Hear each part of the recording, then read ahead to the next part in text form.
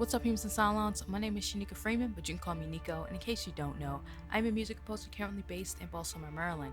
And today is the third Saturday of the month, which means for the next 15 or so minutes, you and I are going to be talking about some awesome stuff. So sit back, relax, make sure you give it a like, subscribe, and hit the notification bell because every single Monday I'm uploading new music for you.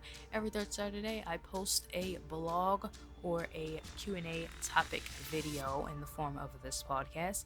And the last week of the month, you receive an update from me. So if you want all that good stuff, feel free to subscribe, hit the notification bell, and just a little tidbit.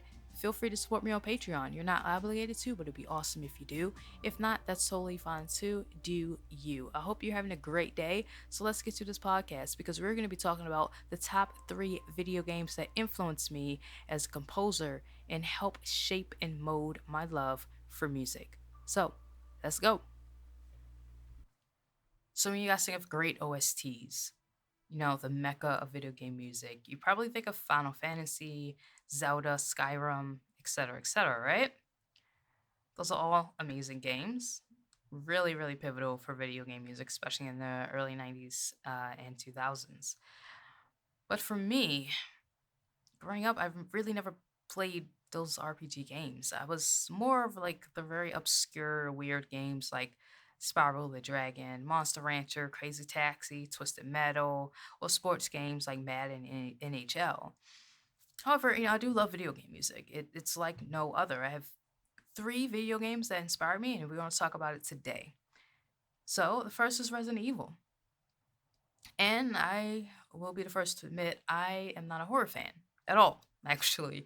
I tried watching this horror film on Netflix, this horror series, actually. It's called Haunting Hill House, I think is what it's called. Not the movie, not like the old school movie, but it's a TV show that came out on Netflix, a series that came out on Netflix early this year, I think in January, and I couldn't get past like the third episode. It's great. It's a great series, but I do not like horror. I love composing for horror, but I don't know. Watching it it's something. I just can't do it. I did though, however, watched a movie like a week ago. It's called It Comes at Night or It Comes Out at Night. It's on Netflix. Uh, really, really good psychological horror film, and I love psycho thrillers and psychological horror. That I do love, and it was a pretty dope movie. It's an independent movie, and definitely check that out. But in general, I'm just not a straight horror fan, like at all. But for me, Resident Evil kind of transcends horror. It's really awesome. Like it has really good, well written characters, a really good setting. Like it's beyond your typical horror game. It story was brilliant, and of course the music was just absolutely haunting, but so beautiful. And I would like to say that Resident Evil has influenced my style of dark ambient music as well as like dark horror. But I guess you guys would be the judge of that. I do like Silent Hill, although that terrified me as well. But for me, like I played a lot of Resident Evil growing up, and so that's why that's on the list. But Silent Hill definitely is still up there as well. We can't really talk about Resident Evil without mentioning the safe room theme. So it was so soothing and eerie. Like it was great. It was awesome. It gave me a sense of peace, but also kind of like oh, so much anxiety because like right after that you're gonna meet a three-headed zombie or like like a zombified hybrid dog. Like it's crazy. It terrified me as a kid. The safe room theme is so simple, and it's usually with like a simple loop, a chord progression, a melody. Maybe it's an acoustic guitar or a piano, but it always had this intense design to it, and I really love it. Like I remember the really pitchy wailing whistle in Resident Evil 1, and then like they got the intense brooding strings and piano and the second game. And even Biohazard 7, say what you want about Biohazard 7, but the music was still brilliant. It had this really great safe room theme, like this ambient sound and its off-kilter banjo. It was really, really dope. I really love the way they designed it. And like I said, say what you want about Biohazard 7, but the music was dope. I really like it. As a kid growing up and hearing those themes, it made everything more real and more immersive. And growing up and just keep listening to it, as an adult now and making music and primarily focusing on ambient and atmospheric music, it really inspired me. It really showed me and taught me that less is more, especially with horror and dark themes. I make sure to leave the audience with room to breathe. It doesn't have to be all in your face all the time, jump scares all the time. And that's what I'm learning with my writing as well, because I am writing scripts. That doesn't have to be all in your face all the time. Let the audience breathe. Let the audience go back and withdraw and collect their thoughts. Because horror, at least in my opinion, it's not always about what you see. It's not always about the zombies coming at you or like the monster under your bed. It's about the suspense. It's about like, oh, it's about your mind. Your mind always plays tricks on you. It's about the real horror, and cliche as it sounds, the real horror is inside of us.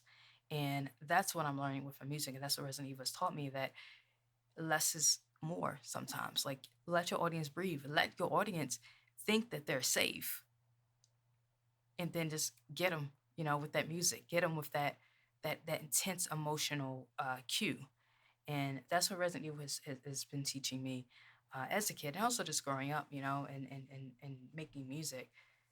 You gotta have time. You gotta develop with the story. You have to be on a journey like the audience.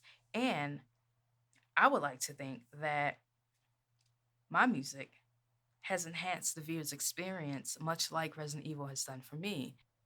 And so, moving on to uh, my second is Soul Calibur. All right, you guys know I love Soul Calibur. Absolutely love Soul Calibur. It's one of my favorite games ever. Um, Absolutely brilliant. It changed my life, much like Battlestar Galactica has changed my life and my outlook in life and my view on of being an artist and being a composer. It really has changed everything. I actually didn't start looking at composing as an actual career, and so like 25. Like I've started in hip hop. I did some techno, just a little bit of country, things like that. But it was always like as a hobby. It was actually to help me cope with my grief, because I was going through a very rough time, depressed, severely suicidal, just grieving. So I dove into to music to help me cope. But it wasn't until 25, around that time, that I'm like, wait, I think I actually want to do this for like the rest of my life. I really think that I want to do this not just as a hobby, but as a career, you know? And then I started taking seriously. And it's weird looking back, because I'm just like, well, why didn't I think of it sooner? Because music has always been a part of my life. My mother playing the oldies but goodies, um, to my listen to my brother, like mixtapes, like Tupac and Bone Thugs and Harmony, Wu Tang Clan, Gangstar, all of them great, great hip hop artists. And just me, writing. I always wrote like raps, always wrote poetry. I loved music, but it just never crossed my mind that I could make something out of it, like until 25. And it was actually until when I watched Battlestar Galactica, and I watched it on Netflix. I binged it within a week, and I was like, wait, holy crap, like what is this music, like who is this? It's Bear McCreary. Absolutely fell in love, and I was like, bro, I can do this, like I can do this, you know and it's just weird, because like I look back and I see how much I absolutely loved Soul Calibur. Like my love for Soul Calibur was like my love for Battlestar Galactica. Like it was so strong.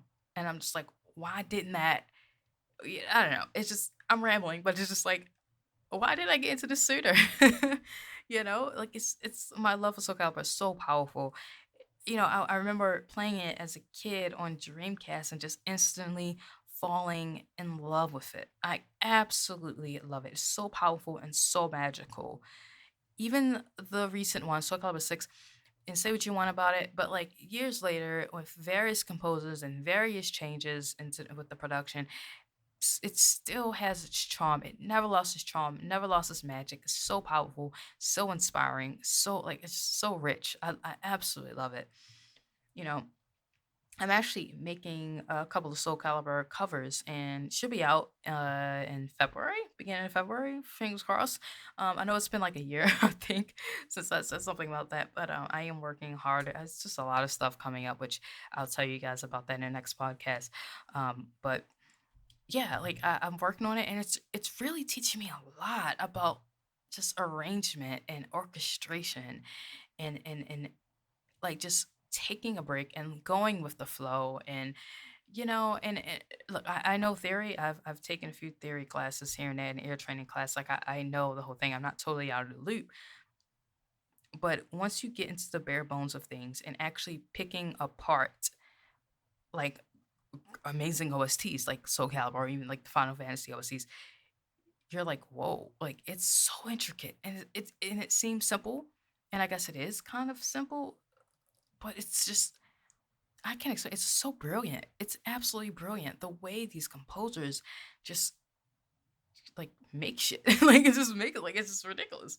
Like I'm just constantly in awe and blown away about how amazing it is, and I'm learning so much about arranging, just so much, and just Soul Calibur has taught me at least doing these covers has taught me to like not get so frustrated when everything is not going your way, but to just go with the flow and keep at it because in the end you'll make something absolutely beautiful. And I just hope my music, I really hope my music uh just make people feel the way I feel about Soul Calibur and Battlestar Galactica because it's just it's I don't know, it's just amazing. Like it's just, I don't know. I'm rambling, but it's just absolutely amazing. I love Soul Calibur, and it's really taught me a lot about like just orchestration and arrangement and writing uh orchestral and epic and classical music as well, just fusing together sound design and it's weird because like it's not just about like with Soul Calibur, even though it's epic, it's not like the typical like epic trailer epic. Like it's definitely obviously it's a different genre, right? And creating like trailerish type of epic thing, Hollywood style, you kind of get lost in the sauce. You kind of get lost and you do the typical thing, but then you go back and you listen to something like Soul Calibur, listen to something like Final Fantasy soundtrack, or even Zelda's soundtrack, and just like holy crap, it just opens your eyes to a lot more. Um, I don't know, it's absolutely amazing. You know, it's just so powerful, and I really hope my music can do that for you guys. I really do. Sorry, I'm rambling on to that one. Okay, moving on to the third one because this man, oh my gosh, we're gonna be talking about something really special here. Um, we are going to be talking about a game where your helmet is a spaghetti pot. All right, I don't know if you guys know about this game. I mean, I've heard of it. It was first slated to be on PlayStation 1, but it was pushed, obviously, and it came out on PlayStation 2. So the graphics weren't that great. It was kind of crappy, and it didn't really receive great reviews. But it was a game that I absolutely love, and I absolutely love the soundtrack. And that game is Evergrace. Evergrace. I don't know if you guys have heard of Evergrace, but oh man, that that game was definitely a part of my childhood. All right, it was. Oh man, I don't know where to start with this game. So, man, it's the game was frustrating. It was ridiculous. All right, it was frustrating. I think I don't think I ever even beat the game. That's how frustrating. It just I don't know. It didn't make sense. Like the game itself was just very annoying. It's frustrating. I just I don't know if I even finished it. I think I'm just so like, you know what, forget it. I just raged quit. I really did. It was absolutely horrible. But the music was fucking it was great. The music was amazing. It was absolutely brilliant. I loved it. Uh, I can't play the music here. It's not like a copyright strike. But if you can open up a new tab and just search Evergrace OST, listen to it. Listen to Sunbeams. Sunbeams. I highly recommend Sunbeams. Absolutely love that one, that track. I want to know what you think of it.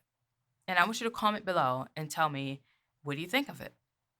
It was, because for me, I think it was the most amazing OST ever. Like the most amazing soundtrack. Every single track I love. Every single one.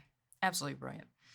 You know, Evergrace is why my music is so eclectic, especially my earlier works. Like I said, before YouTube, I started in hip hop, then techno, and some country.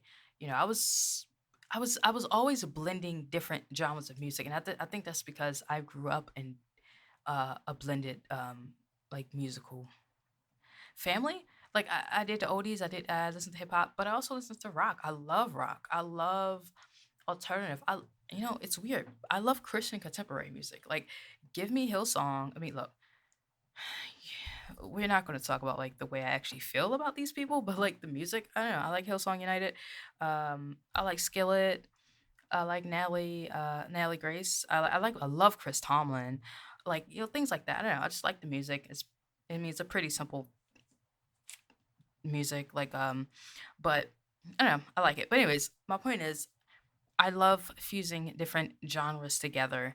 And if you guys ever have heard of my early works, then you would definitely know that I love to blend different things. And even now, I kind of love to blend different genres and have a unique sound.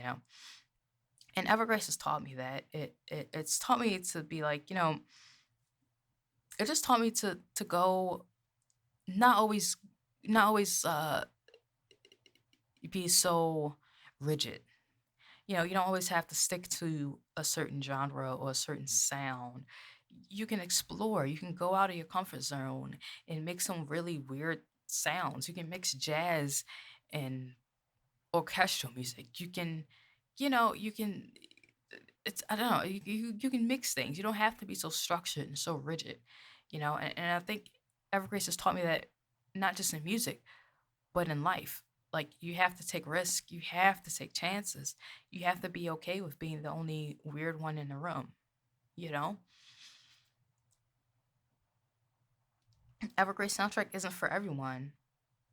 And it was weird, it was quirky, it was totally left field, it was very campy, but it taught me so much about music and showing passion. When I was first making music, hip hop music, it was trash, absolute trash, but I still got my grief out on paper. I got everything that was on my mind, my suicidal thought, everything, and put it on pen to the paper. And I recorded songs, and I voiced my truth. And people love that. People related to that, you know? And that's what Evergrace taught me. So, like, it doesn't have to be the greatest song ever. I mean, listen to it. Listen to Evergrace soundtracks. Listen to tracks. Y'all might think it's trash. It's might be a little bit all over the place, sure. But you can't deny his passion behind it. You can't deny, like, this person put everything in it. I mean, everything. This person had fun composing these tracks. I mean, look at him now. Look at the composer now. It's absolutely, totally, everything is like totally different now than his earlier works. And he's grown as a composer, of course. We all grow, but just listening to that, it's like, you know what? It can be quirky. It can be weird. It can be campy. You can be a little off, and that's okay. I mean, obviously, yes, there's a formula to, if you want to be like the successful. Yes, it's a formula that you have to abide by. I understand that, but in like your personal works, or you can't be afraid to just let it all out there. You can't be afraid to take risk, and that's just with life. I was very shy growing up, and I guess now I'm very introverted, very secluded. Um, but sometimes you just really just have to take risks and put yourself out there and just show your true colors. You have to do that. You can't be afraid to just be so subdued and just like, because that takes a really high toll on your psyche and your emotional and your mental health. And just like, I don't know. I'm rambling, but it's Our Grace has just taught me to experiment and to enjoy what you do and have passion for what you do and find the joy and find the love in every single thing you do in career and in life, and to just be happy, just to be happy with yourself and happy with what you put out, and not to always stress so much. Structure isn't everything. You don't have to conform. You don't have to assimilate. You can be you and be quirky and be weird and be the one wearing mismatched socks and just, crazy hair. You can be you and still be loved and still be noticed and still be heard. And Evergrace is absolutely amazing and it's taught me that. Every single time I listen to that, it's just like it just brings me so much joy. And I understand it's not for everybody. I know some people might not like it. Some people are like, "What is this?" But every single time I listen to it, put a smile on my face. It really does. And maybe that's kind of like nostalgic, you know, but I- it's I don't know. It seems more to me than just wearing my nostalgia goggles. It just means so much more to me every single time I listen to that soundtrack. Every single time, especially some memes. It just reminds me to keep going and to not give up and to be weird. And it's okay to do things differently.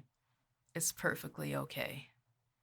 So I've been rambling so much, but I really do appreciate you guys taking your time to listen to this podcast. Next podcast is going to be on the third Saturday of next month, and it will be better than this. But hey, look, we have to grow, we have to learn, we have to take risk and make mistakes and put yourself out there and not be so critical of ourselves. So let me know what you guys think. Feel free to comment. And if you like this style or you want to go back to videos or what have you, just let me know. Feel free to send me some topics, some questions so I can answer them. Whatever it is, let me know. Um, Also, please comment and tell me your favorite OSTs, your favorite game soundtracks or film soundtracks or anime soundtracks. Personally, I love Attack on Titan. If there are any Attack on Titan fans here, we need to talk about the latest chapter because I have questions. All right. But yes. Also, please don't post spoilers for Attack on Titan in the comments. I guess I just have to point that out because people are gonna be like, did you see this? You can just message me. You don't have to post spoilers in the comments. All right. But anyways, yeah, just let me know what you guys think about this and share your top OSTs. And let me know what you think about Evergrace. I'm curious. I think I know the general consensus of Evergrace, but let me know if you like it or if you've heard of it. Let me know. Um, but yeah, thank you so much. Thank you so much for subscribing and liking, and it's really awesome. Feel free to hit the notification bell. Music every single Monday. Podcast/vlogs third Saturday of the month, and at the end of the month, I'll definitely give you guys an update on what's been going on and what you can look forward to the next month. Um, Speaking of next month and next year, I will be releasing the album in 2020. It's a Viking inspired album. If you would like to help me and support me, you can head over to Patreon, become a patron. It has some awesome perks, including having your name on the album, having a song dedicated to you on the album.